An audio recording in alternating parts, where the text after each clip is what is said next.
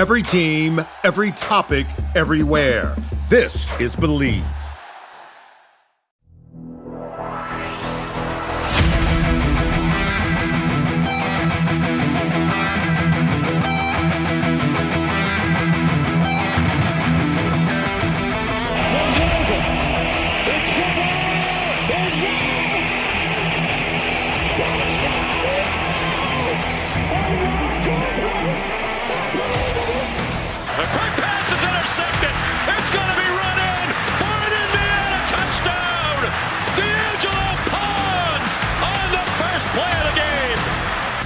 Get to the 8. He's going to take off and run. Mendoza weaves his way first and goal, diving toward the end zone. Touchdown!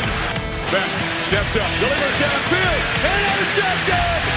Jamari Sharp makes the pick that will clinch Indiana's first national championship.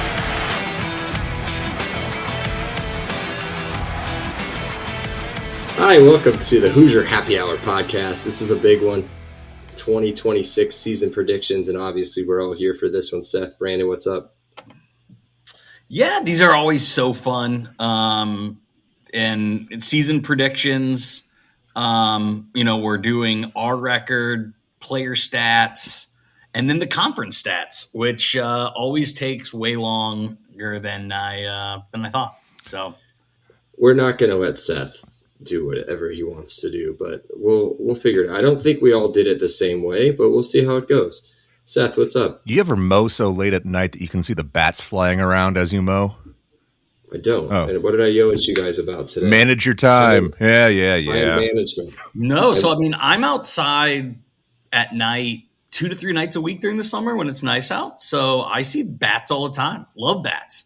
They keep mosquitoes away. They're fantastic. Not complaining about the bats in general, but when you're mowing and you hit a tree and they fly out, it's a little startling. I can't imagine the scream that comes out of you. All right, well, this is going to be a long one, so let's get right into it. Okay, I do have a little bit of an update. Not really. It's an update, but it's not really an update. News around the program. Brandon said he, for once, doesn't have anything. Coach Sig talked on Stephen Daly and Kellen Wyatt today. Basically compared their situation. They are allowed to practice, but technically not eligible to play yet. Compared their situation a lot to Lewis Moore. So it is, from what I read, in the court. Like, it is supposed to be in whatever you want to call it. I don't know what you want to call it, but there, you know what? I don't think the NCAA has ever won a single court case. So we may not get them for North Texas, but maybe they'll be back sacking people against Howard. So the positive thing is, I have nothing to say, but of course I have something to add. They can practice, which is pretty wild. That's big time. So, I think I said it, I don't remember which pod, but we don't need them to Ohio State. If they're practicing, if they're in game shape, I think you'd probably like them to get one game under their belt before that, but that's still 6 weeks away, right? Yeah. So again, you want this done and just out of the way so it's not distracting, but also time is still on our side. Yeah, and I mean, honestly, I think the first two, you're fine. I'd like to have them back for Western Kentucky, but again, they are surplus. What is it? Surplus to a need? We do not need them, but it's a wonderful addition to have both of them. So whenever they want to come back or can come back, Western Kentucky, I think, is one that maybe I would circle and think that's about the right timeline. Howard, Western Kentucky time, we'll see. But we're still, a week and a half out from kick, so we'll see how it goes. Seth, do you have anything to add there? Yeah, no, the only thing I have news around the program related is if you keep looking at the things that people are posting on social media from practices, if you look at the RB1 or RB1A, RB1B situation, I see Kobe Martin in a lot of the running with the ones. So I expect it to be a three-headed monster in some variety, maybe some kind of 15-10-5 package. But I expect Kobe Martin to be doing a lot of heavy lifting this year. Yeah, and we'll talk about him very shortly. So if you guys remember last year's pod, which I'm sure you guys all do, Basically, what we did was an over-under rapid fire, right? It's over, and I'm going to give you guys a stat, the player, over-under, maybe a quick little tidbit if we need to talk about it or make fun of Seth or something. And then we move on. And then we'll get to maybe we should do Big Ten record predictions and then IU predictions. I don't know. We'll see. But it should go over-under, season predictions, Big Ten predictions, and then we'll give you guys the first one of the year. We'll give you a little betting advice that you probably shouldn't use. But let's get into it. Here we go. Over under. Josh Hoover passing yards. I set it at 3250. Now, some of these all of these for the most part, individual over unders are based on about 14 games, roughly, because we played 16 last year. It's kind of hard to play 16 games every single year. So I've got Josh Hoover at 3250. Mendoza was at 3535 last year. Hoover hit 3472. So well over in TCU. I've got him over. I got him over again. I have him under. So a lot of these I did by game, right? So Mendoza did 225 per game. I have Hoover just under that at 210 per game at 3,150, mostly because of what Seth just said. I think this is going to be running like we have never seen before under Sig. It's always 50-50. I think it could be 60-40, if not a little tick higher. So no, this is no knock on Hoover. This is a compliment to the run and a kind of a different scheme. So I have under passing yards. Yeah, I'm gonna say the same thing Brandon just said. I'm gonna go with the under, and it's not because of lack of skill. I think he was on a very pass happy offense down in TCU, which is perfectly fine. I think he's going to adapt well to what IU's doing, but I do think they're going to be on the ground a hell of a lot more, and I think they're going to use him as a runner a hell of a lot more. And then I'm going to give a couple things away. I have them playing 14 games this season, so again, the average is based off about 14 games. And then I started looking at some of the records. I did some of the score predictions, for the records. And I'm seeing some games where he's not playing much in the second half, where there's just no need to throw the ball. So that's why I'm going to skew a little bit lower for Josh Hoover. Okay, I just want to remind you both. I don't know. Fourth quarters, Mendoza didn't play during the season. So I'm not to say Hoover's probably not going to play those either. We also have 2 first-round draft picks at wide receiver. I have 6 games where he doesn't play beyond the third.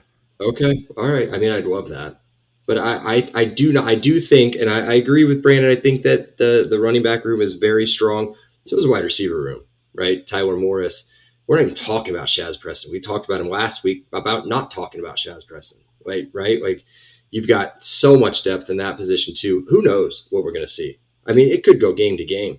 It could very well be a game-to-game thing. So I'm going to go over, but just barely, I think.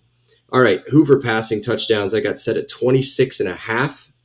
Mendoza had 41, and the only reason I went 26.5, Hoover at 29 last year, kind of about what you guys talked about. I'm going to go over 26.5, but I think he's right at about 29-30 again.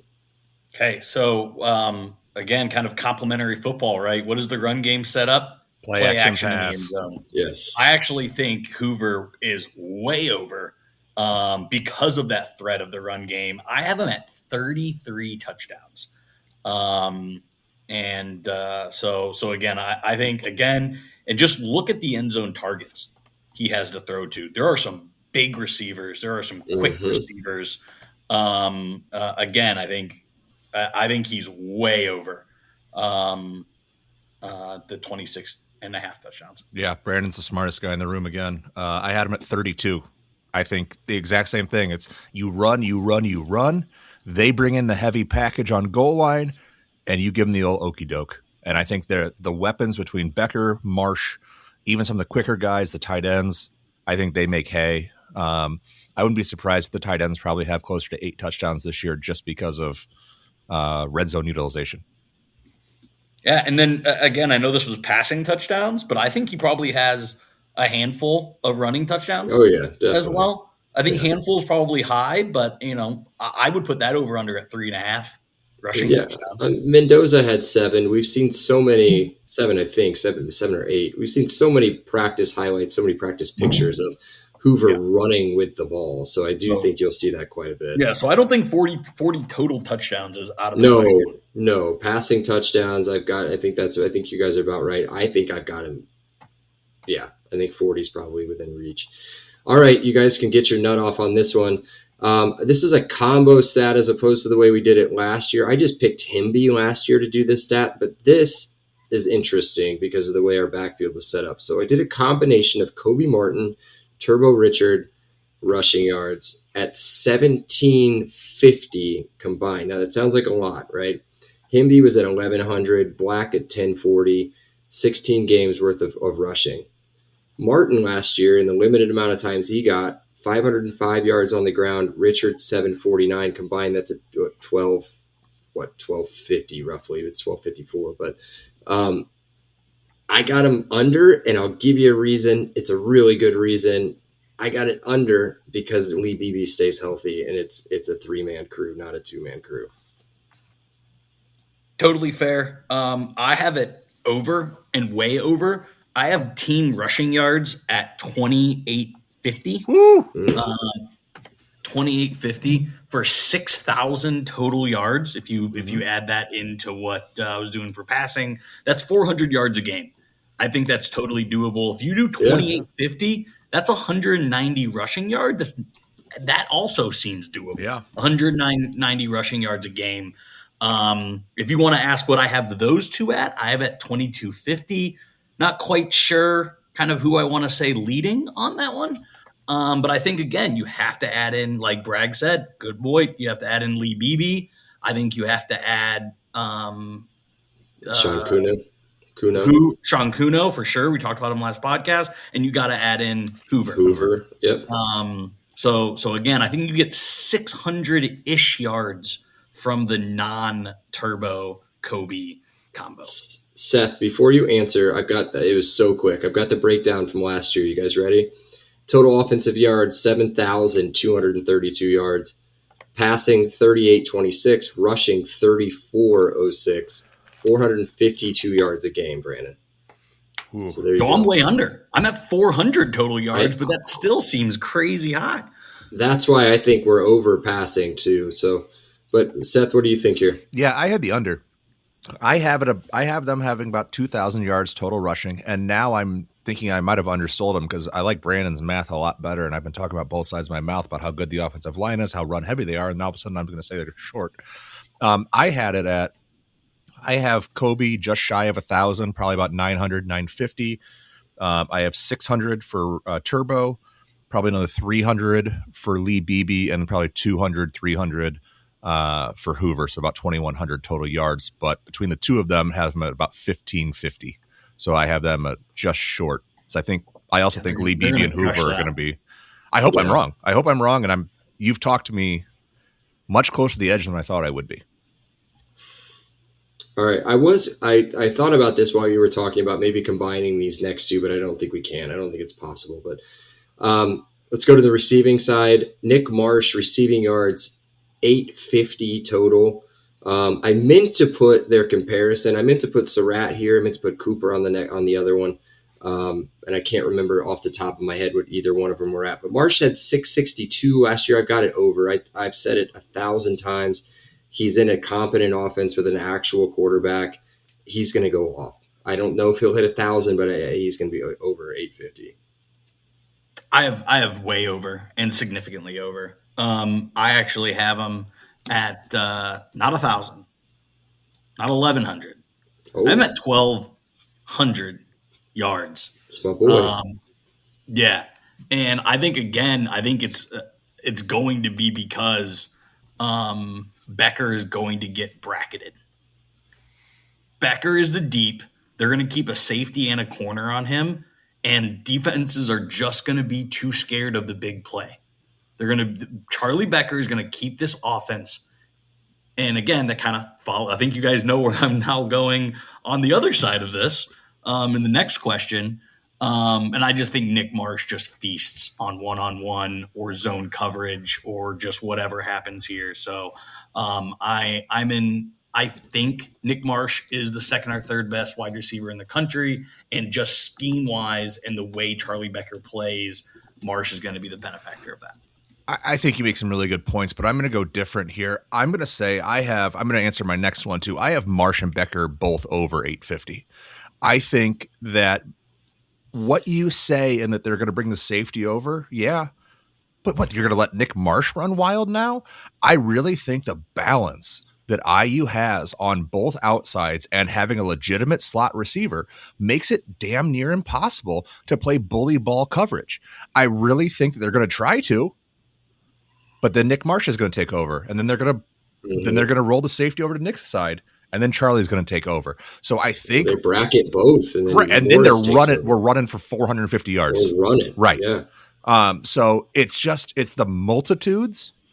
I really think there's going to be a lot of teams. I also think there's some teams who think they're really tough and brave, and they think that they can stop receivers with their guys. I don't think Ohio State's going to roll coverage. I don't think Michigan's going to roll coverage because I think they have the guys. I think they're very mano a mano kind of teams. So I think there's going to be opportunities for them to get open and make the plays. And I think there's going to be some teams that are going to do some double coverage and they're still going to beat. So, Brandon, what you brought up is interesting, right? Because when you think Charlie Becker, you think exactly what you're saying. Like, he's going to be the deep guy. He's going to run your deep posts. He's going to do your deep back shoulder fades. He's going to do, right?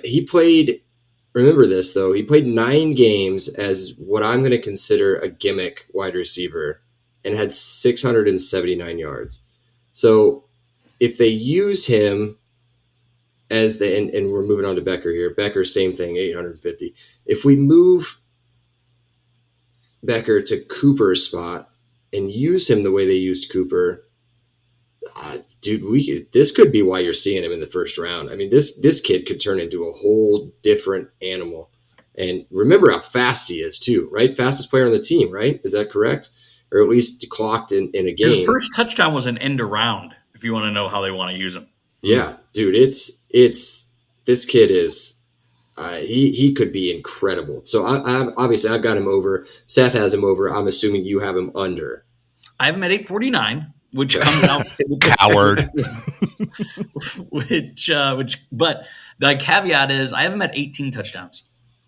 Oh my God! I think he plays that Mike Evans just one step fade, corner end zone, back shoulder. Surratt had 15, and we love Surratt. You're telling me Becker couldn't match, if not more?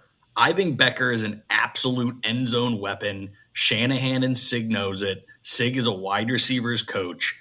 I think Charlie Becker is an absolute red zone cheat code, and I think he is the benefactor of that. So I do have him under, which comes out to 57 yards a game, but 18 touchdowns.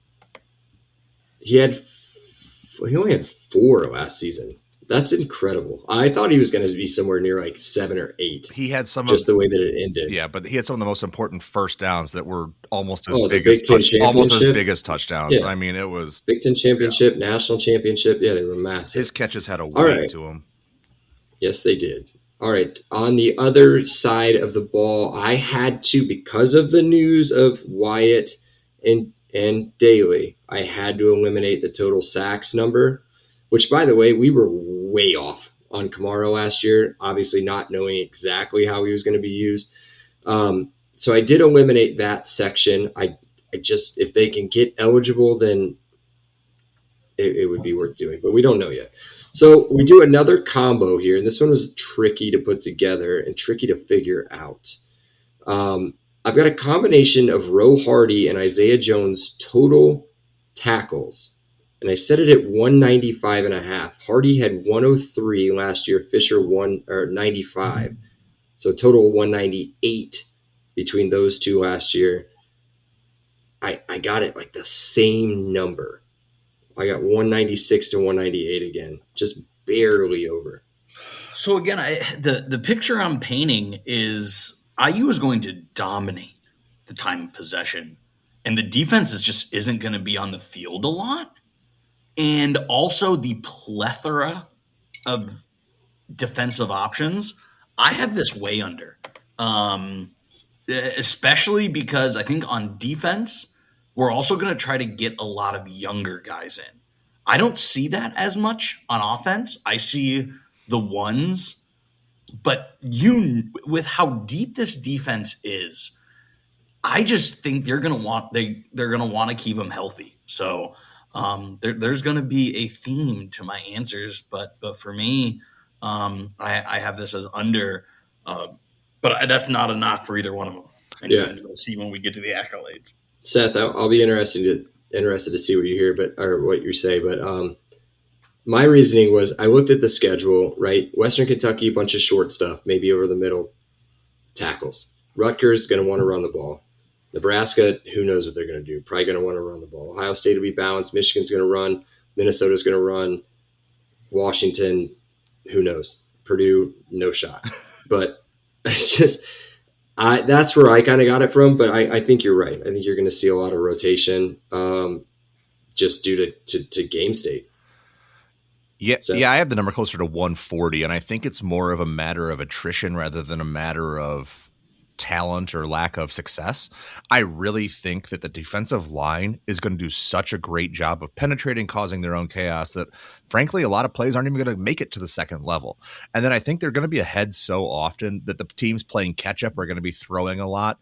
And it just doesn't equate to a lot of linebacker in space open field tackles. It tends to be more a DBs. So that's where I would just kind of shade it to the lower edge. But still, I think they're going to be hell of players. It's just a matter of lack of opportunity because of the skill around them. And like Brandon talked about a little bit, just the concepts and the routes and teams that we're playing against situationally may lead away from a ton of opportunities.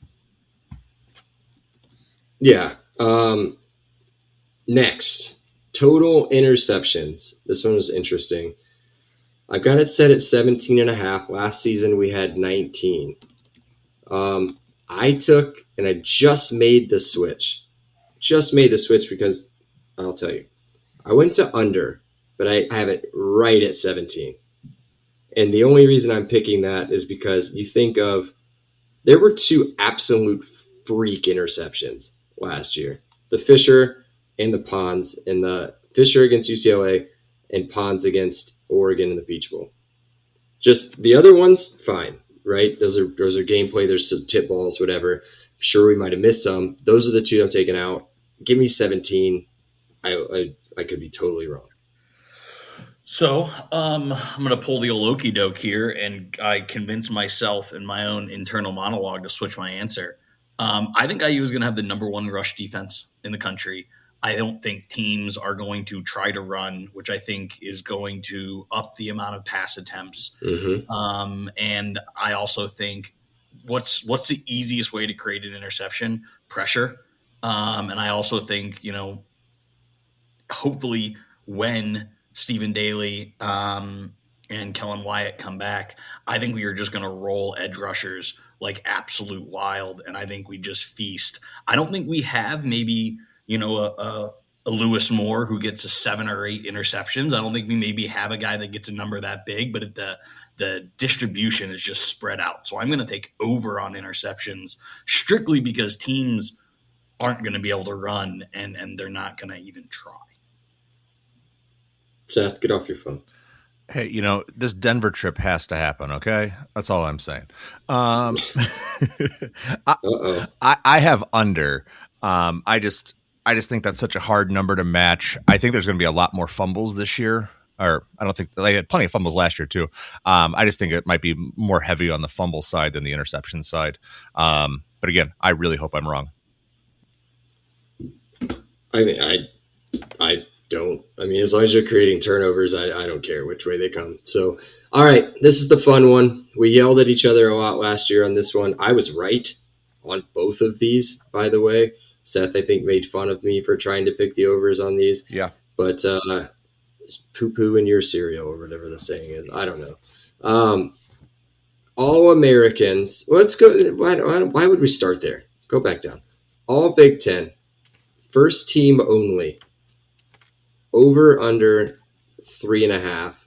Last season we had 6, which was a lot. I've got over. I got 6 again. Ooh. So we're doing all Big Ten first, right? Yeah. Yes. I don't have 6. I have 7. Oh my god. 7. Oh my god. And Hold on, Bragg didn't I say only- who his 6 were. Who are your 6? Yeah, Oh, I have we can go for 3 it. on offense and 4 on defense. Okay. 3 on offense. 2 of them are linemen. Yeah, that's 2 of mine are linemen too. I have Brunner Yep. and Carter, Yep. right? And then again, if I'm picking Marsh to have 1,200 yards, Yep. That's he's another. he's going to make the first team, right? Yep. Like I can't predict that and then not put him on the first team. Especially but if 18 there's touchdowns. one that doesn't, I think Marsh is the one that I could debate myself back and forth. And then on the defensive side, I'm going Hardy and Tucker.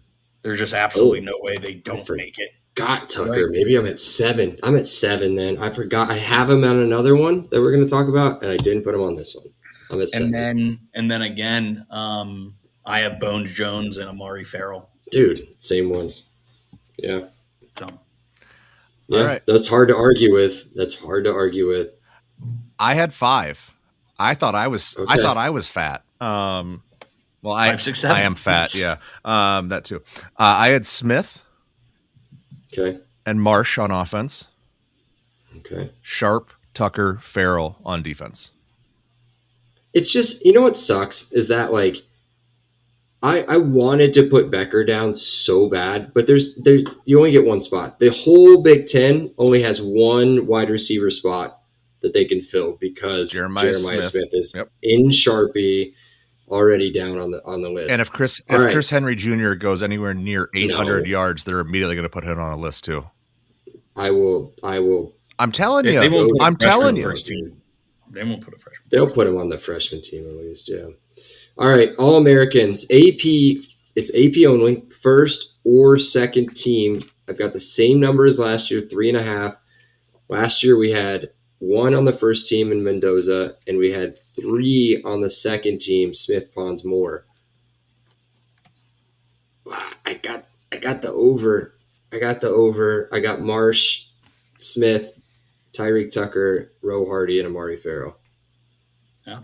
Here we go. I mean, again, because this is AP, because this is media, you're just not going to get the love. So, I mean, again, I think Indiana national media perception doesn't want to be there yet. Within conference, sure, right? I only have 3, and I have it as Carter, Hardy, and Tucker. Okay. I've seen a lot of national stuff pop up here recently on the algo about people picking IU to win it. I can't remember who. Was somebody talking to Feinbaum today. It's a new one every day. I mean, I almost can't send them to you anymore. Yeah, it's crazy. Seth, what do you got? I know it's under. It is. I had Carter and Tucker as guarantees. I think they're just preseason pretty much locks as long as they don't screw up.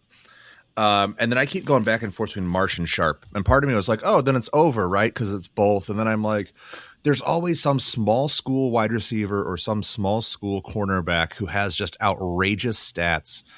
And I'm going to guess that there's some guy like Central Michigan this year who has like 9 interceptions. So I went with Marsh because if Brandon's right and he has 1,200 yards and 18 touchdowns, he's going to be on every single list you could possibly imagine. He'll be taking home the Blitnikoff and everything else too. Jeremiah Smith and Cam Coleman. Nope, they're going to split. It's going to split. Telling you. Jeremiah Smith has 4 other receivers that he's got to fight for on his own team. Guys, I'm looking at preseason right now. We have 4 on the AP team. Yeah. Yep. On first and second team. Both wide receivers made it. I forgot. And then Tucker and Smith. So, all right, let's get. Did you know that driving under the influence of marijuana is illegal? Driving high will get you a DUI. And if you're wondering if law enforcement can tell you're driving high, well, everyone else can. Friends? I can tell you drove high. Parents? I can tell when you drive high. Relatives? I can tell. You drove here high, didn't you? So what makes you think law enforcement can't? I can tell. If you feel different, you drive different. Drive high, get a DUI. Paid for by NHTSA. Into season predictions. All right, here's the schedule. Here's what we're going to do. I'm going to read the team that we're playing, the opponent. You guys give me win-loss. I don't need a score. Oh, win-loss. You did scores? I'll just say the numbers. Jesus Christ. All right, win-loss.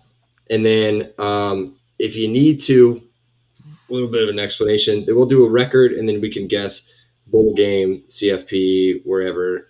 We'll see where it goes. All right, here's the schedule real quick, and then we'll go back and do it. North Texas, Howard, Western Kentucky's Northwestern, 2 on the road, Rutgers and Nebraska. Back home for Ohio State, go to Michigan, Minnesota, USC at home, Washington away, Purdue at home to finish.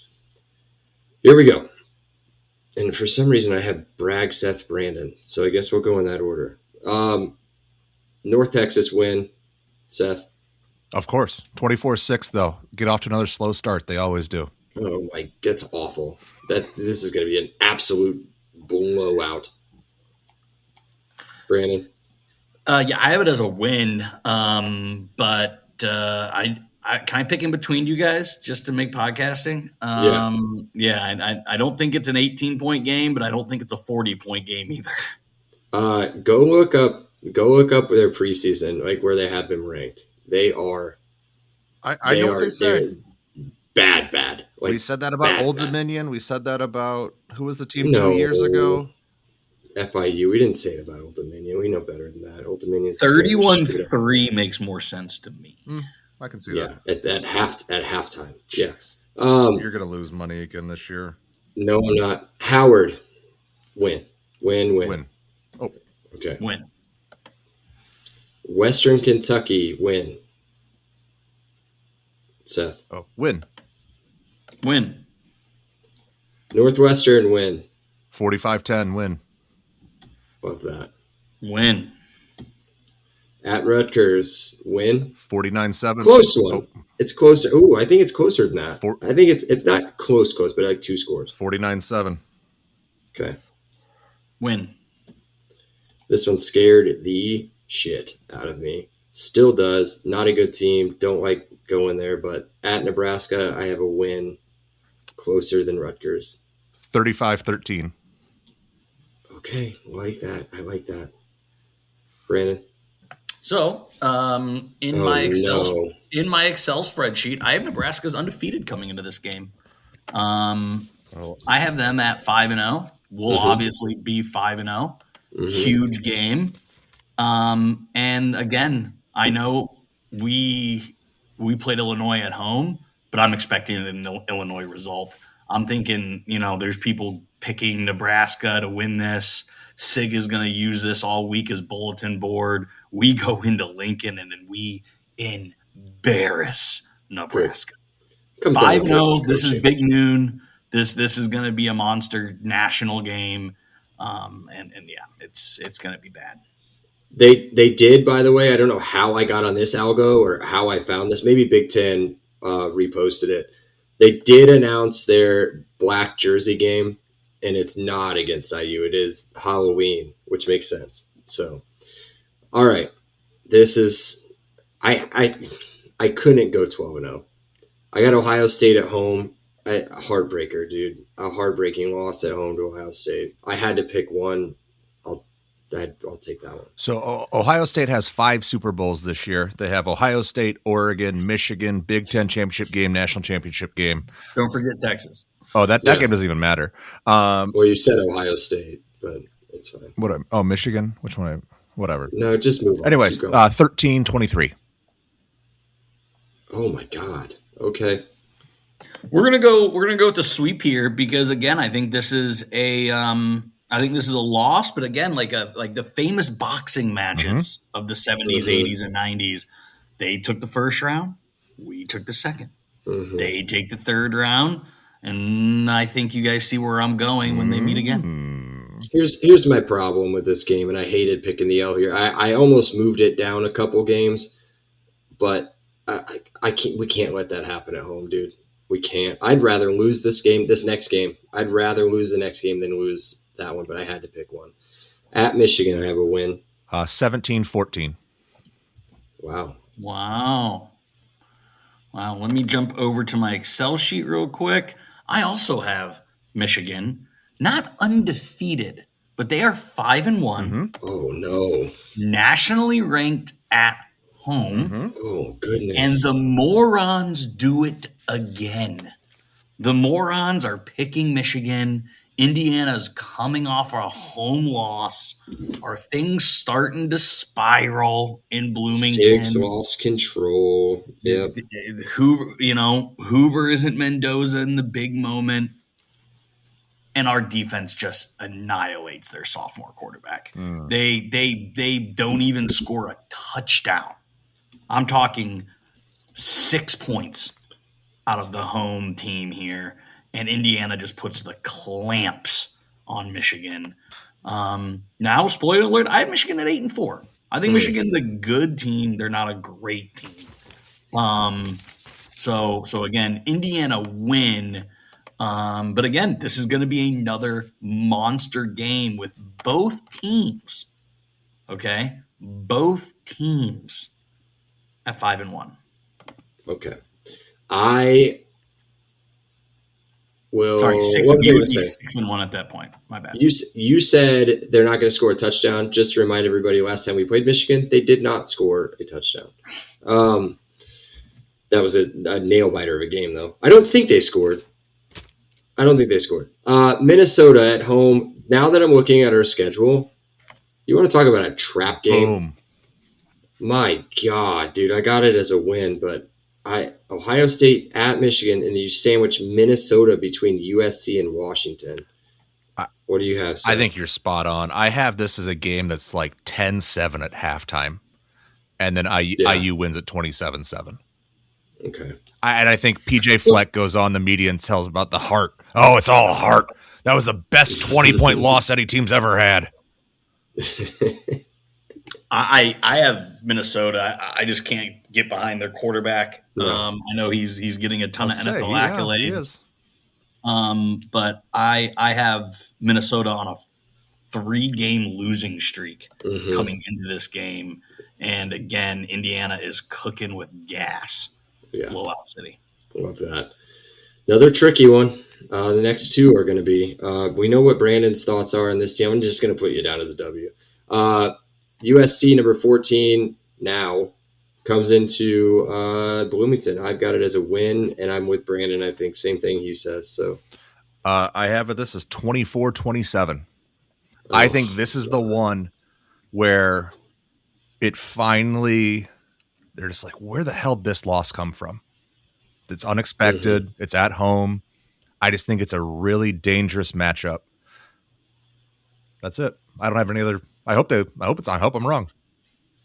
Yeah. So USC, again, I have them coming in as having 3 losses coming into this game: Oregon, Penn State, Ohio State. And honestly, they just can't punch their weight. They just can't do it against the big teams. But I don't see this being Illinois. I think this is kind of a Wisconsin last year, where we kind of win by 6 or 7 points each quarter, and it ends up being a 23, 24 point win, but it doesn't feel like it, right? It doesn't, maybe. So that's where I'm seeing it. I'm not seeing it as close as Seth, but again, I feel like you leave the game and you're like, we kind of left some points on the board, and like they had some nice drives, but ultimate W. if any Washington fans are listening to this, enjoy your ranking for now, because there's no chance you'll be number 17 when we travel to Seattle. Give me a W going to Washington. Seth? I think you're dead wrong. I think they're absolutely still ranked. I think their schedule is dog shit until very late in the conference season. And Exactly, which this is late in the conference season. I get that, but I think they're still hanging on. I think they've built up some initial momentum. But I have IU coming into this game 8-2 and desperate to stay in the top 12. And I have them you talked just about putting this, an absolute thumping on Washington, 54-17. Jesus, on the road is insane. Not even close. Over by midway through the second quarter. Love that. So I have Washington going 9-3, which means coming into this game they've only lost once. 9-3. I have them 8-4, and coming into this game 7-1, 8-1. Jesus, you guys don't value Iowa or Penn State. My God. I have them as 9-1, and we are so close. People are talking about this is a college football play-in game. Mm-hmm. They're talking like this game is huge. It's 12 versus 15. I think it's a little bit higher. Give me 10 versus 12. Oh, well, you have sure. IU at 9-1, so yeah, you'll have them a little higher. Yep. We can't be down to 10 with one loss against Ohio State. Well, I have them at 8-2, so yeah. All right, maybe. But again, Ohio State, the year they won the national championship, went on the road to Washington. And in my mind, it was not as good as this Washington team. This Washington team, I think, has a better quarterback than that Washington team did. And they won 24-6. Again, I think Indiana is going to be the best defense in the country. I see something very similar to that. Maybe 20-6, maybe 17-3, something like that. Again, I like Jed Fish. I like their quarterback. I think this game is the Big Ten, even though it's Washington, it's 3 yards in a cloud of dust. Since it's on the road, I think Indiana wins by 2+ scores. But again, I think this is the one that scares me because again, if they're 9-1, they're feeling themselves a bit. Mm-hmm. They're playing with confidence. They're at home. So again, I know you guys have spoke up. USC scares you. Minnesota scared. This one, this is the scary game to me. And in my opinion, this is Iowa last year. Ooh. This is what this kind of compares me to. If we're trying to looking at mirrors in a last year's lens. If I'm looking at USC at home or Washington on the road, I guess I'm with you. I'd be more scared of Washington on the road than I would USC at home. But at the same time, I don't know if you guys. I don't know if you guys remember what I said about this team 2 podcasts ago. I don't get it. I don't get it, and I don't get where you guys get your numbers from with them. I'm looking at their schedule, quarterback and coach, and strength of schedule. Their schedule is, dude. Their non-con is soft, but their schedule 1, 2, 3, 4, that's 5 ranked teams in the Big Ten. Yeah, and they lose. That's pretty tough. Of them. Yeah. Okay. All right. I'll give you that. All right. So we've got 11-1 for me, 10-2 for Seth. Oh, you wouldn't do Purdue yet, Brandon. Oh, well, we already know that wins across the board. What's the score? 84-0.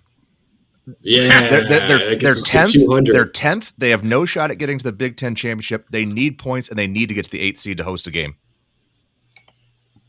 I've got us playing Oregon in the Big Ten championship. Oof. And then this is just classic Homer. We're going back to back. Of course. Brandon, you cheer everybody up because Seth's about to shit in everybody's cereal. So Seth, you go first. Yeah, I have them getting a 7 or an 8 seed, hosting the first round game, and then I have them losing to Ohio State in the 1-8 game. If they can get up to 7, then I have them playing either Oregon or the SEC champion, which will probably be Texas. In which case, I think they beat Oregon. I think Texas is a toss up. So if they can get up to 7, I have them in the Final Four. So Seth, do some producing for me. Oh shit! Just ask AI. I have Oregon 11-1 with their only loss, Ohio State. To Ohio State. Yep. I think Indiana goes 11-1, only loss to Ohio State. Right. Oh, we did this last year. Does it go to score? I think it's record of opponents or something like that. Let me look. It doesn't matter if they're the 2 11-1 teams. It doesn't matter because Ohio State's not going to be 11-1. No, Ohio State's 12-0. So it's who does Ohio State play if there's 2 11-1 teams and their only losses are Ohio State? You guys are, and I'm going to get in trouble for this one. Fucking high if you think Ohio State goes 12-0 with the schedule that they have. They're gonna I have go. 12-0. Yeah, they're gonna go. Oh it's my God. Yeah, they're not even gonna come close to being touched. Oh my God. They're gonna win every game by double digits. No Every fucking game chance. by double digits. No chance. Okay. Just So where just let me finish. So I don't know the tie breaks.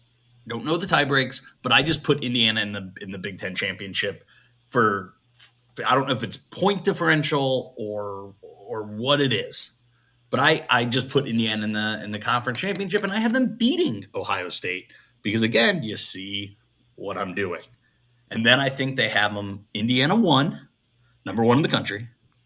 They have Ohio State number 2 in the country. It's best record against common opponents than strength of schedule. well, we're not winning that second one. But No. Head to head, common opponents, strength of schedule. Okay, Brandon, we lose. Okay, we fast forward. We lose to Ohio State in the national championship. Correct. I knew where you were going. Oh fuck that, dude! I'm gonna be so mad. I can't do sad Vegas. I can't do sad Vegas. So that's the way I see it. I see 15-1 or 14-2. Sorry, Yes. 14-2. I have 11. And the only 2 losses are to Ohio State. And to me, again, I'll go back to I don't know if we can score as much points as them. And again, I think they'll have the number 1 offense. We'll have the number 2 defense. And I know defense wins championships, but not in college sports. Offense is normally the great equalizer when it comes to that. But I think it's going to be an absolute all-timer. And maybe this is just me guarding my heart. But yeah, I see 14-2 and a loss in the Natty. So if they're 11-3 wait to do this. and in the Elite Eight, are you disappointed? So my situation, 11-3, how pissed are you? Not Upset. pissed. No, you're not mad. How disappointed? Dude, I just Depends who they lose to. Ohio State Yeah. twice, USC or Washington. Who in the play? Like, who in these saying Ohio State in the playoffs? I had If them they losing to lose Ohio to State Georgia. 1-8, if they lose to Georgia, I'm not mad. right? If they lose to Miami, I'm not mad. What about Oh, I'm pissed. Texas? If they lose, No, I'd be mad at that. I'd be mad at that because Sark's not a good coach. If Sig is not losing to Sark, What if in a LSU matchup. goes on some magical run? No chance. IU No. isn't losing No. Okay. to Like Lane a Kiffin? gimmick coach. So again, I guess I'd only really see right now if I had to guess what teams, because I really like Miami. What about I Oregon? think Miami's a What about Oregon? No. they own them. I wouldn't be mad because talent wise, they're probably the most talented roster in the country. They definitely have a professional roster. They but do. but again, all the compliments I give to Jed Fish, I rip on Dan Lanning. I don't think Dan Lanning he's a good recruiter. He's a good collection of talent. He is John Calipari. He is football's version of John Calipari. He'll Unfortunately, he eventually won win national one I was like, championships. John Cal won what, 2? I think I can't remember. but how many teams? I was saying were he should have best won teams in the 12, country? yeah. So talented, dude. Ridiculous. So that's and they're both douches and probably like nose candy. Yeah. And Those are my you kind of know, people. so I wouldn't be mad if we lost to Oregon, but I don't see that happening. There's no way. There's no way Dante No. Moore and Dan Lanning have that in them. No. Anywhere they go, other than if I don't know if there's a playoff game in. No, there wouldn't be one in San Francisco. I'm trying to think where the Rose Bowl would be the closest one to them. They would be completely outnumbered wherever they go. Anyway, so it doesn't matter. All right, this is going to be interesting. We're going to fight a lot, I think. Here comes Big Ten record predictions. You didn't start a business just to keep the lights on. You're here to sell more today than yesterday. You're here to win. Lucky for you, Shopify built the best converting checkout on the planet. Like the just one tapping, ridiculously fast acting, sky-high sales stacking, champion of checkouts. That's the good stuff right there. So if your business is in it to win it, win with Shopify. Start your free trial today at shopify.com/win. So here's how we're going to do it. We're going to go to the teams in order, alphabetically, Illinois through Wisconsin. I've got just an overall record. I don't care where they finish in the Big Ten. You guys can figure that out from the overall record, who we're going to play in the Big Ten championship. I've got some notes for all of them except for Wisconsin and Washington, because Wisconsin is the most middle-of-the-road team on the entire conference, and Washington might as well be too. But let's go ahead. We'll start with Illinois. I have a very, very surprising 8-4 because of the schedule. They lose every game they're supposed to, Ohio State, Oregon, Iowa, and I think they lose at UCLA, but everything else is so easy. Oh, Seth, wait for my UCLA prediction, bud.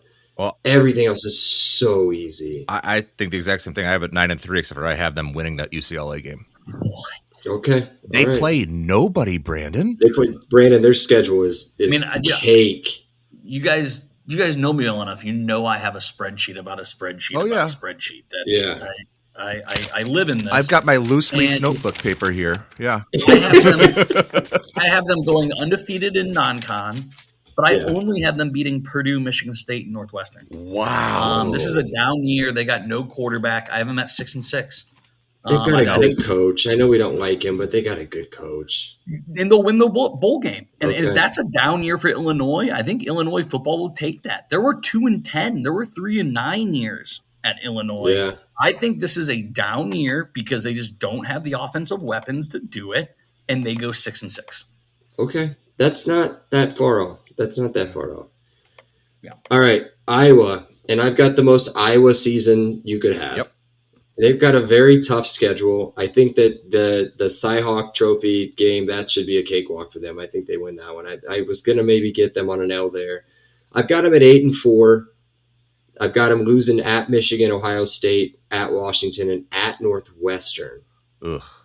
There's my 8-4. So I have them at 9. I also have to throw this out there. I somehow gave some game an extra win. My team somehow came out at 82-81. Nobody's keeping track of these. I care. This is my number issues. So I have Iowa at 9-3. I have them winning the first 3, losing the next 3, and then cruising to 6 straight to close out the season. Is that 3 that they lose? Don't they have Michigan, a stretch where Ohio it's like State, at Michigan, Washington. Ohio State, Washington? Yes. Yeah, that's the one. Yeah. Yep. And then they rebound against just terrible bottom feeders.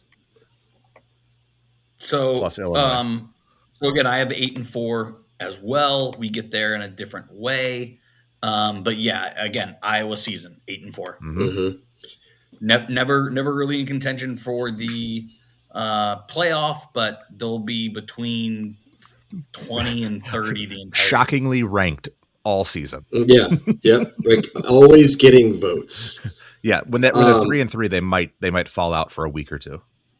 So the only reason I'm stalling for a second is because this next team, I'm trying to figure out how I have 4 wins. Oh, I'll tell you how. I have Maryland at 4-8 with the note that just says Loxley gots to go. Well, yeah. Because it's bad. They're 3 I think they go with the wins are Hampton, Connecticut, Purdue, and either Illinois, Rutgers, or Nebraska. That's it. I have them at 4-8. Hampton, Connecticut, Rutgers, and Wisconsin. See, I like Wisconsin. Not a lot, but I like them. I like them better than Maryland. Wait till you hear me. Oh, I can't wait. You just hate Wisconsin. As I should. So Maryland's over under. I mean, is 5.5. No so chance. You guys are not even close. Hammering the over. No under. chance. I have it at 6-6. Oh my god! How? Who's their quarterback? So I think The sophomore. their Yeah, I would say that's the one guy they have.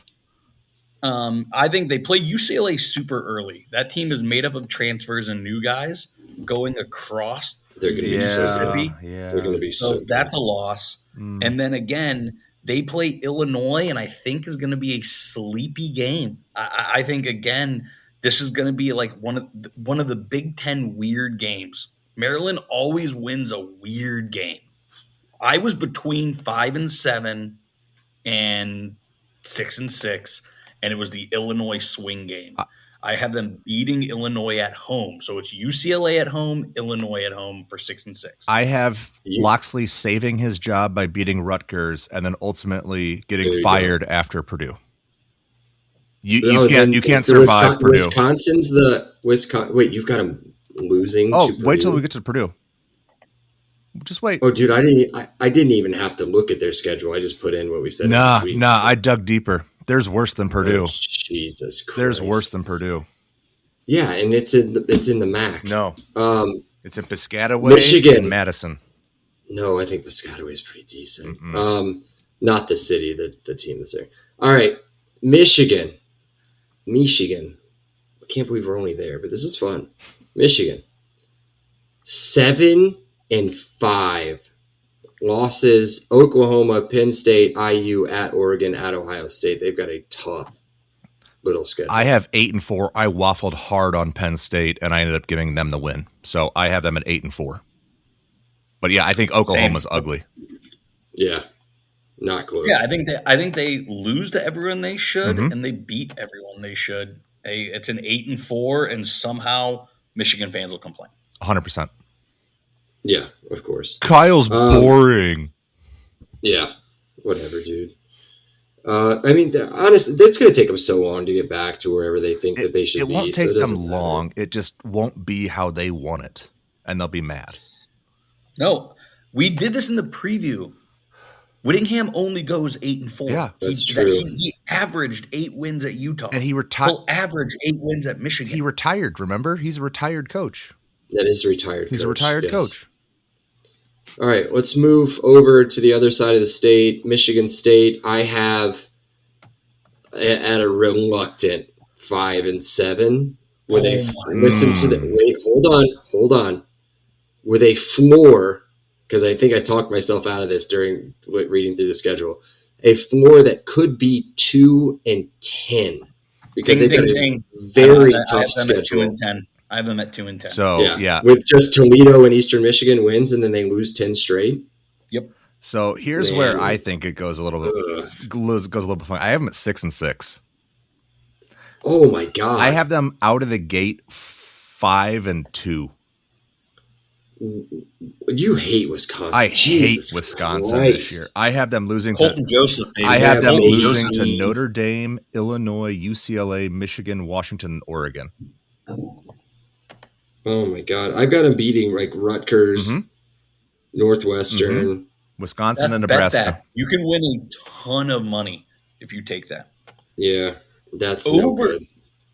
Over 4.5. So 5 wins is plus 130. Oh, I've been shopping, dude. It's 4.5, and I picked 5-7. Yeah, I was gonna say you're not far off. No, all right. No, they're gonna go 2-10. Everybody, get ready to vomit. Yeah, this is gross. Minnesota, I have it 6-6. It's another bullshit bowl in Minnesota town, and the clown goes to 7-0 all time in bowl games. Classic PJ Flex 7-5 team. I have them losing to Washington, Michigan, Iowa, IU, and Penn State. I flipped a coin on the UCLA game, and I had them winning. Otherwise, I would have had them at 6-6. God, you're so close. You guys are almost there.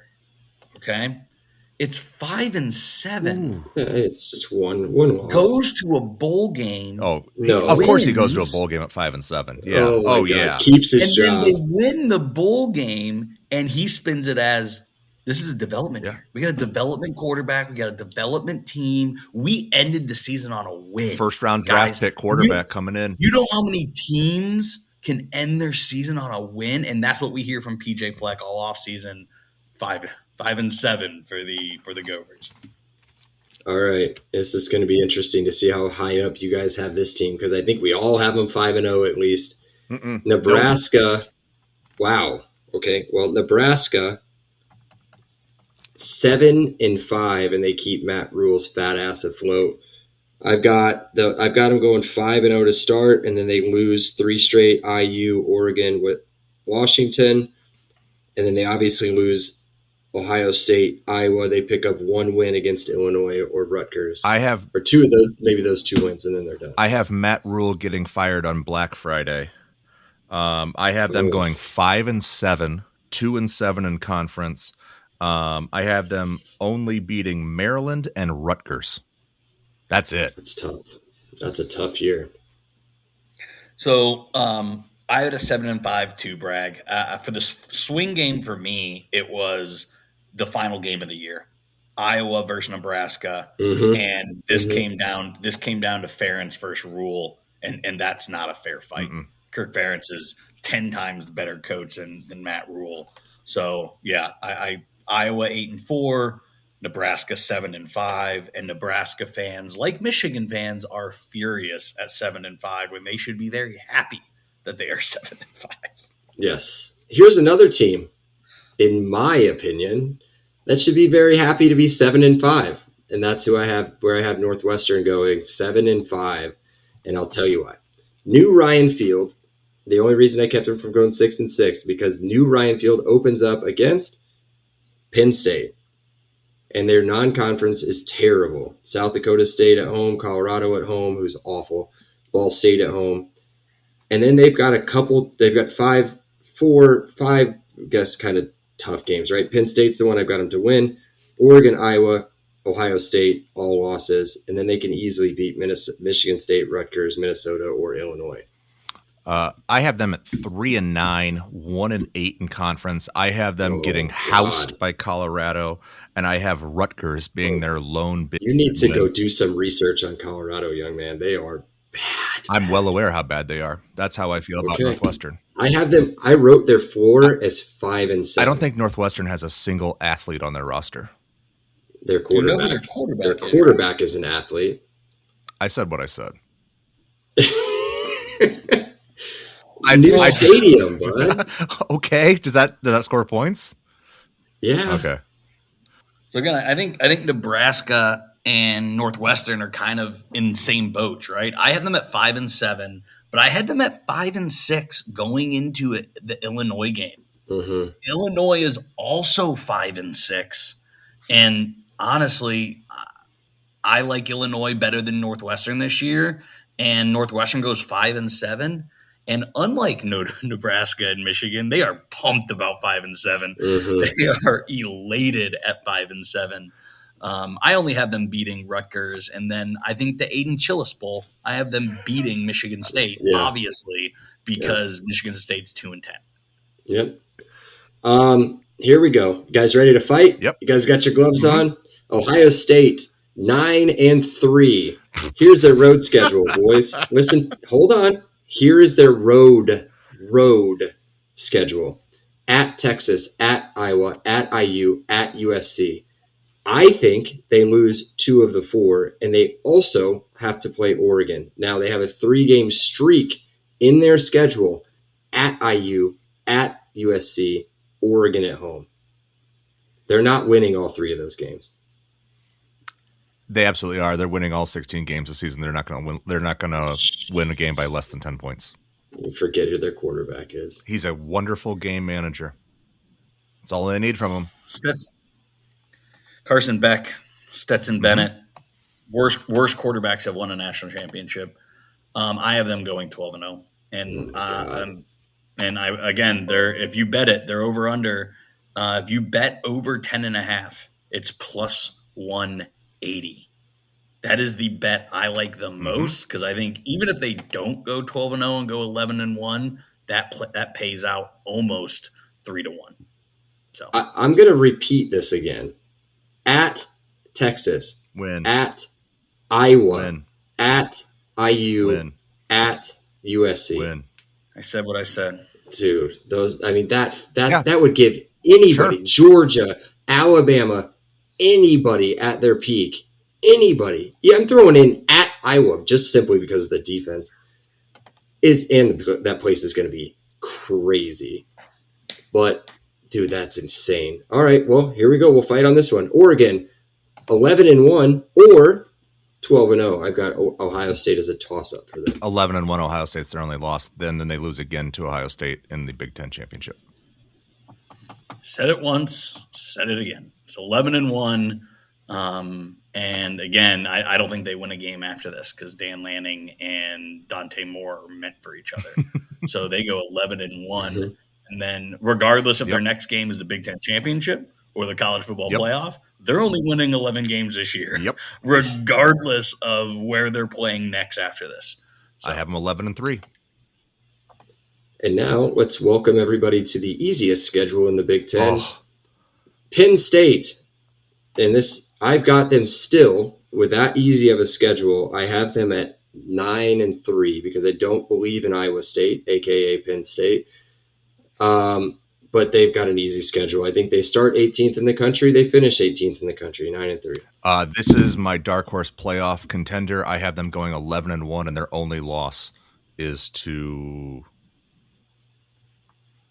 Michigan. At Michigan? At Michigan. You don't have them, you don't have them losing to USC or at Washington. No, sir. Those are their 3 toughest games. For sure. That is disgusting. For sure.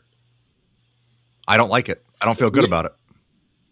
Yeah, so I think they go 10-2, and then they are the committee's revenge. Yep. The committee leaves them out of the playoff at 10-2 because they lean on schedule and victories and instead of wins.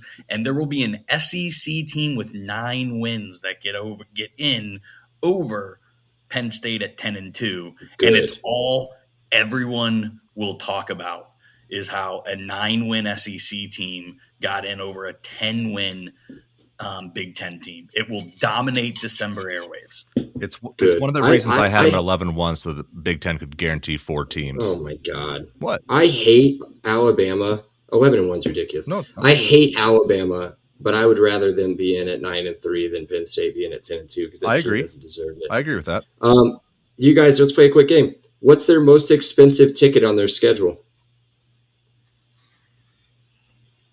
I'll name them real quick in case you don't have them. Marshall, Temple, Buffalo, Wisconsin, Northwestern, USC, Michigan, Purdue, Washington, Minnesota, Rutgers, Maryland. Temple. Wrong. $324 gets you in the door at Ryan Field for a night game on Fox. That's a loss, son. That is a loss all day. All right. Purdue, 11-1. Done. Ceiling, Seth, ceiling, 4-8. Yeah, I think that you're absolutely right on that. I have them at 3-9. I have them beating Indiana State, and then I have them beating Maryland and Wisconsin, and get both coaches fired. Okay. I think it's that embarrassing. To see Fickle get fired. I love it. It's 1-11. It's 1-11. Yeah, of course. Of course, that's the easy answer. He gets fired at 1-11, right? No. With the new AD? No. I think he fired. All right, Rutgers. I actually wrote this one down, so this will be easy. Rutgers 5-7. They have a very easy non-conference. They beat Maryland and Michigan State. I had them at 3-9. I had them losing to Boston College non-conference, and I have them only beating Wisconsin, 1-8 in conference. So yeah, I have them at 4-8, 1-8 in conference. I have them losing. What is that? 8 straight. Yeah, they've got a tough one. They do have a tough run, real tough. Before beating Michigan State with the last game of the year, and that's why they keep them around. Oh yeah, you always got to keep them around, right? Hey, Seth. Just so before we even get there, Wisconsin's over under is 6.5. Just so you know. Oh yeah, I've already put money on Wisconsin. Don't worry. Oh, Jesus Christ. I got to look up this team's over-under. UCLA, this is going to shock some people. My note, UCLA is back. They have a very easy schedule. Not as easy as, who was that, Penn State? But they do have a very easy schedule. Non-conference, the toughest one you're going to get is at Cal. They're down, so it doesn't matter. They play Oregon, Michigan, USC. That's it. So give me 8-4. I'm pretty close. I have them 7-5. I have their losses coming to Oregon, Minnesota, Illinois, Michigan, and USC. That run of 4 straight to end the season. After being Illinois at home, a night game on Fox. Yeah. You don't think they could pull that one off? I think I have Illinois at 9-3. I have them just on fire at that point. Yeah, I have UCLA winning in the Rose Bowl for that game. I have them at 6-6, and I think that's a huge victory. It's a big win Yeah. for them. Yeah. For a first year head coach. I have them beating Wisconsin, beating Michigan State, beating Illinois. Ooh, okay. So I have them at 6-6. A little bit of that is Nico. A little bit of that is a favorable schedule. A little bit is they got a JMU coach. Yes. So 6-6, and I think they are so pumped about 6-6. I think they just run out of gas down the stretch. I think they have a lot of pieces. I forgot they had Nico. I wouldn't have gone 8-4. Do you know what their wins over under are, Brandon? Yes, I do. That is over 5.5. Oh, FanDuel has them at 6.5. So that would be So I use interesting. DraftKings. No, I just Googled it real quick. Right. Home stretch. All right, next, USC. This is going to be interesting across the board, I think. I have them at 9-3. They've got a stretch of Oregon, Washington, at Penn State, at Wisconsin, Ohio State, at IU, where there's just no chance that they could do any sort of major damage in that stretch. But I did make a note. I've got a ceiling at 11-1 and a floor at 6-6. I do think that is the toughest stretch of conference games of a upper tier Big Ten team, including Wisconsin in that stretch. Huh? I was going to say, yeah, Wisconsin aside. I have them. It is at Wisconsin. I have them losing to Oregon. I had them losing at Penn State. I think that's just a tough as shit game. And then I have them losing to Ohio State. No, I have them beating Penn State on the road, losing to Ohio. Maybe I haven't beaten Ohio State at home. $239 getting for that game, by the way. So I have Oregon, Penn State, and Ohio State as their 3 losses, and then I remember I have them upsetting IU. That's my random one. Any guesses on that game, Seth? What? Dollar get in the door For IU USC IU 350. 206. Okay, yeah. USC doesn't really travel. No. It's hard to get them excited So- from Indiana. So I have them at 8-4, and again, I just don't believe their coach can win the big game. I don't see them beating Oregon. I don't see them traveling across the country to beat Penn State, and I don't have them beating Ohio State or Indiana. They beat everybody else. They beat Washington. Okay. And again, 8-4. Just average. I don't know anything about these two teams that they start with, but dude, I could see them getting tripped by San Jose State or Fresno. San Jose State was a dark horse last year to be a Power 5, Group of 5, like Cinderella, and then absolutely was dog shit. Yeah, but Fresno's always tough. Yeah. Fresno's due for something one day. All right, 2 to go. Washington.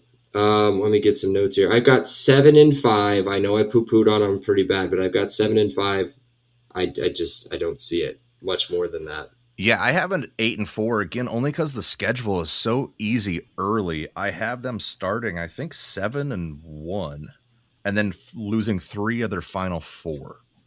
I was going to say, what about this stretch here? You've got at Nebraska, Penn State, at Michigan State, IU, at Oregon. Yeah, I have them losing to Penn State, IU, and Oregon, and then I also have them losing to USC as my 4th. Yeah. So again, beat the teams they should and lose to the teams they should. Nebraska game could be tricky. That's the closest to a corn flip. Damn it. Corn flip, baby. In Nebraska. It is at Nebraska. He did that on purpose. He did do that. It's closest to a corn flip. That's the name of the schedule, or the name of the episode. So again, I have them going 9-3. But this was my team that I had with the lowest floor, just because I think it can get toxic fast. Oh. The quarterback doesn't want to be there.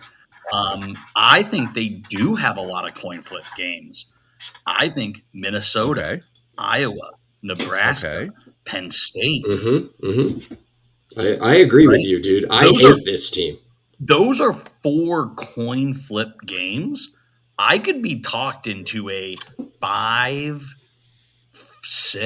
win Washington team. Again, I have it as 9-3 because I believe in the quarterback talent and I believe in the coach. But this is my Big Ten's most high seed, because if they could beat USC, Mm-hmm. Yeah. they could beat Oregon. They have beat Oregon. Yeah. Right? They've beat Dan Lanning and company before. Now they had Michael Penix, but again, this team could go 11-1, 10-2. They could, or they can go 5-7. So I split the difference and went 9-3. Is Judd a cold fish if they're 5-7? Is he? He's going. Is he? I don't know if Washington has that much pressure. 5-7, they don't have any pressure. Hey guys, they're non-conference again. Sneaky to start. Obviously, you got the Apple Cup. Is that what it's called? Yeah. To start against Washington Utah, State, who's and the middle. Yeah, but and then Utah State always right tough after that. Mm-hmm. Nothing against you. I don't think Eastern Washington's always a tough. What are they? When they play them on the red. Yeah. You got to play them on the red field though, and they're not playing them there. So talk about some red fields. Here we go. I was going to say this might be the biggest difference of opinion. Let me get their schedule real quick. It's 2 seconds. Notre Dame. I understand. I've got Wisconsin. They're going bowling 6-6.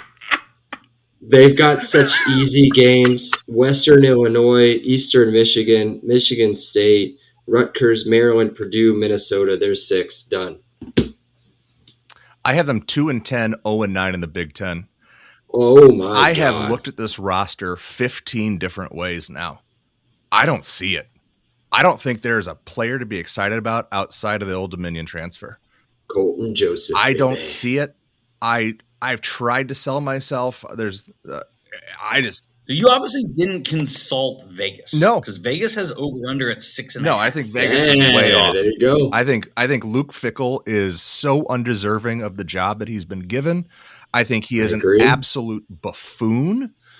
I agree. I think he has taken the Wisconsin program back to about the 1950s in terms of like relevancy.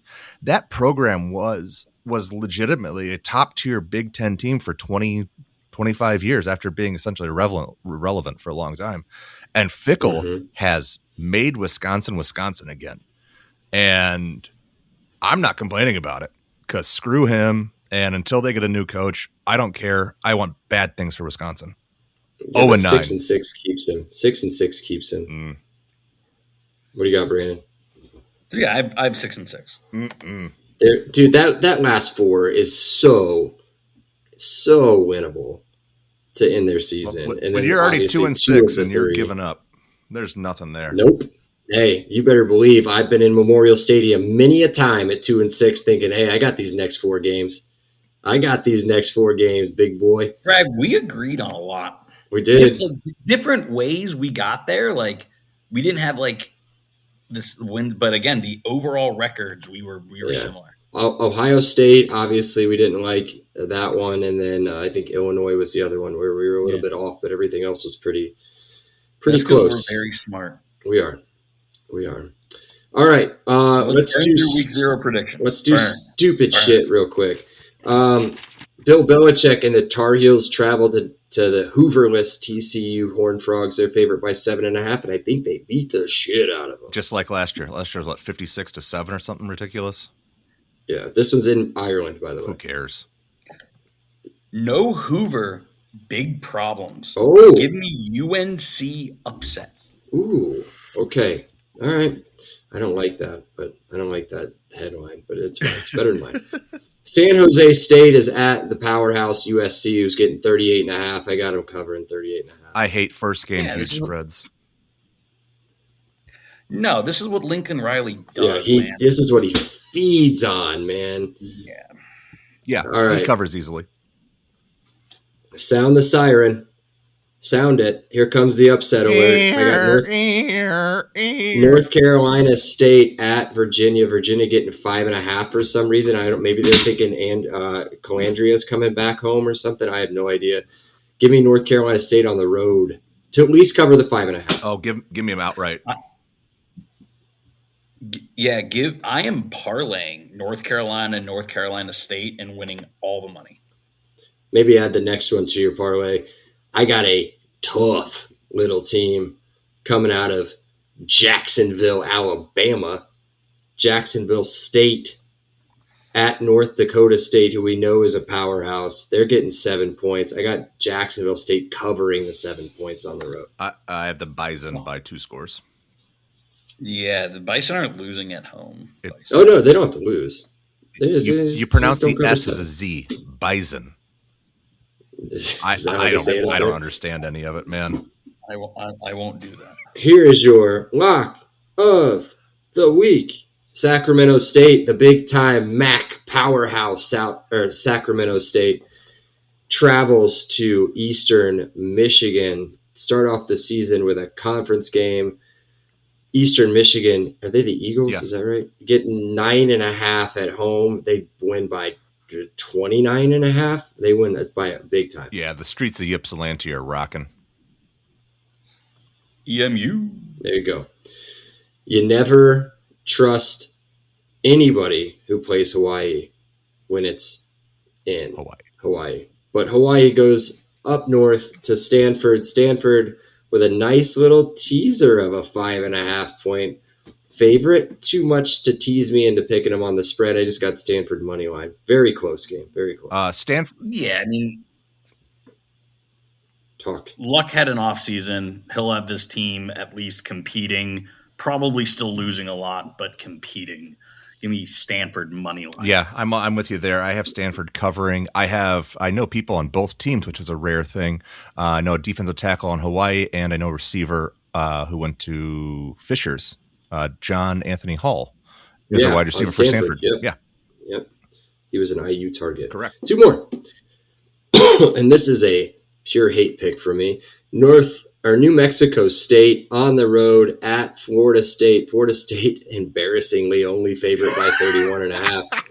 Give me New Mexico State to cover the 31.5 on the road. Nah, this is 58-3.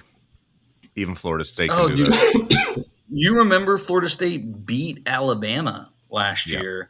They are going to be rallying. I'm with Seth. Florida State covers early, and Mike Norvell is back. The embarrassment happens later this year, not early. No, I love it. Just right off the start, that gray-haired buck. Minnesota. No. I had nothing against him. No, not Minnesota. Memphis. Another Norvell team. I was looking up. Memphis at UNLV, the nightcap. UNLV favorite by 5.5. Memphis isn't Memphis. They're not bad, but they're not Memphis. UNLV riding the wave that is the no more Barry Odom wave. Mm-hmm. I got them covering 5.5. So this is one of the ridiculous. Nope. Oh, sorry. Damn it. No Barry, no problem in Vegas. Running Rebels. No, you're absolutely right. And the problem is these two teams shouldn't be playing against each other. If you have 2 group of 5 teams that are even remotely potential being at a 12 seed, you don't play another one that's a potentially decent 2. Like, I just think that's so dumb. But whatever. Give me UNLV. I think it's at Allegiant Stadium. I'm shocked that they have a home field advantage, but they seem to. That they get that place rocking pretty good. I like UNLV. No Barry, no problem. I can't wait till I stay up too late watching this game. We're all going and the next morning, my kids are going to wake up early. I'm going to be like, why did I stay up for Memphis UNLV? Oh, wait, I forgot football season. It's because Fernando will be there. Like they'll parade Fernando out there in a suite or something and be like, look, here he is. He's here a week before the game starts. Or I guess that'd be 2 weeks before. We'll be in Colorado. It doesn't matter. We'll be in Colorado, so it'll be 2 hours earlier. Yeah. We'll be on UNLV time. Yeah, it'll be local time for us. Go. Yes, sir. All right. That is, believe it or not, it. Holy hell. Kept it under an hour and a half. And hope you guys enjoyed it. The last off-season pod, guys. Yes, the last it off-season is. pod. Do we need to go over It is the season now. Do we need to go over what the season cadence is going to be, or are we good on this? What do you mean? We do a preview and a post. And a rapid reacts right after the game. Well, we're going to try to do that. We got to get that figured out, don't we? Shit. Maybe we'll do that in Denver. Yeah, so we'll figure that out. but just want to give you a head up. Did you That's our have goal. You're the over- producer. You figure it out. Well, I'm saying And that's so- our goal is to start doing 3 episodes a week, probably do a little bit shorter of a recap right after the Shorter, game. yeah. And then we'll do The talent will be, I'll be in my trailer. You tell me when I need to be. Right. And then we'll do On kind set. of a mid, like an early week pod where we'll do kind of whatever we missed from the rapid reactions, whatever the notes are, injury updates, an early pre-game pod, and we'll do a full pre-game pod, but usually Wednesday or Thursday, release Thursday. So be on the lookout. Exciting stuff this year. All right, guys. Not for you. You have them losing 3 games. Yeah, I know, right? 11-3. You guys would be over the stop freaking moon for 11-3. Fighting. Stop fighting. I want to go. Yeah. All right. See you guys. Cheers. Cheers. Closest to a corn flip. If you like the show, please take a moment to rate, review, and subscribe. It really does help the show to grow. Thank you for listening.